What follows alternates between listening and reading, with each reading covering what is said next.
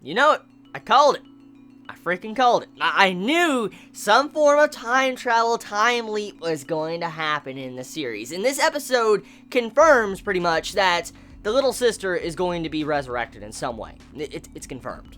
Because that's from the dialogue, where at the end of this episode, she can be saved. So, I knew it. That's why I wasn't necessarily upset with the sister dying. Because I knew she was going to come back. I knew it. And so, besides saying I called it, this episode, in a sense, very different from any other episode besides, the breakdown of our main character, you. We have a really good episode that showcases a different perspective of the series, which just came out of nowhere. Like, I did not expect to see this type of episode the way it was done. And I feel like the way they executed this time leap situation, it was a lot different than I actually expected. I thought it was going to be something straightforward where you was going to meet someone with a time traveling ability, and then they were going to go back in the past and it was going to get fixed. That's what I thought. But now thinking about it and looking at the style of, key works, different key stories, it does make a lot of sense how something like this is going on, where the world's already been changed. It does make a lot of sense to previous works of Key. And to think about it like that, I'm like, yeah, it does seem something that would be done like this with, going back to the past and realizing that they were in, an experimental factory, or, they were being experimented on, they were being locked up with their powers, and eventually one of them decided to go back in the past and fix everything, which caused the situation that we know through the past couple episodes of the series. And to get that type of information, I should have expected it to that extent, now that I think about it, because, like I said, other series like Clannad and other anime that's been around, like, for instance, Little Busters, have used this type of formula. That's kind of why I knew time travel is going to be a major, apparent thing with this series, because of that. But I have to say, I do like the structure of this episode. It was definitely a great way to handle the situation of trying to bring back the little sister. So, what is this episode really about? Well, we get our goal. We get our goal to the series. Instead of just hunting down students and people with powers, we get our goal of what this series is about. It is about pretty much the students with supernatural powers getting a place to call their own. For instance, not being tortured and experimented on in a scientific facility.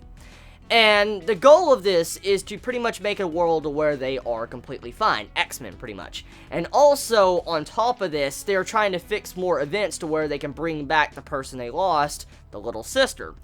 And that's entirely what this episode is about. But we get a lot of information about our main male character and what type of ability he actually has, which it has been foreshadowed. It has been foreshadowed beforehand earlier on in the series, so we cannot say that this new type of extension to his ability came out of nowhere, because it was foreshadowed, just it was never clarified.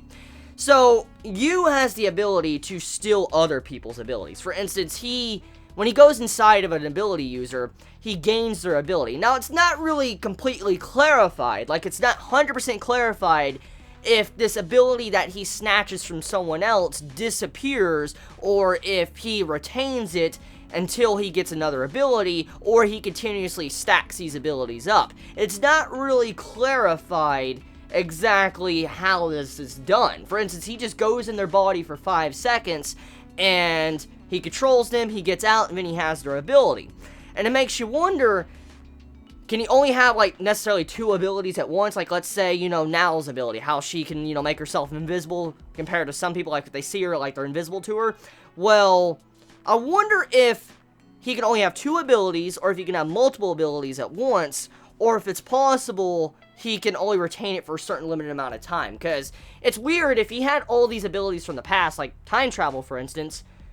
Well, now thinking about it in a sense, since going back in the past, since, Yu's brother went back in the past, I guess if he did have any abilities, it would get reset, now that I think about it. So, he wouldn't actually retain his abilities he had in the past, if, you know, time reset. You get my point. Time going back, if he had his abilities in the future, and he had, like, let's say 100 abilities, and then time went back to where they're at in this new world, of course he wouldn't retain those other abilities he got, because it's like a new dimension, new world, and since his first encounter was with, like, Now and them, of course he wouldn't really have any other abilities in his stockpile. So we really don't know. We really don't know if he does have them or not, but that is a question saved for later. Regardless, that's going to play a huge role in the future, and it makes me wonder if there is a repercussion to this ability, too. Because I didn't realize that Yu's brother was blind. It's very weird when you think about it like this. Like, Yu's brother is blind, and it's so strange. It really is, because I didn't get the impressions that he was really blind in the, I guess, future flashback. You get my point with, you know, seeing the scientific facility. I didn't get the impressions he was, I guess, blind, because they blocked his eyes. They strapped him down, and I wonder why they would do that, because if he was blind, they wouldn't really need to block his eyes, unless his ability had something to do with eyesight. And there's no reason why they would block his eyesight because of Yu, because they didn't even realize Yu had the ability to steal other people's powers. So it's not because of that. It's not because his eyes got blocked because of his younger brother. So why would they block his eyes if he was blind? Get my point. So his eyes, either A, there's two things this can be. His eyes have something to do with his ability. Or B, his blind eyes were repercussion because of what happened in the past. For instance, A, he got shot, and when he was probably going back in time when he got shot, maybe his eyes were affected and he can no longer see. Or B, Yu using his powers causes it to where the user goes blind. For instance, the people that he goes into goes blind, maybe. That it might be a possibility. Think about it.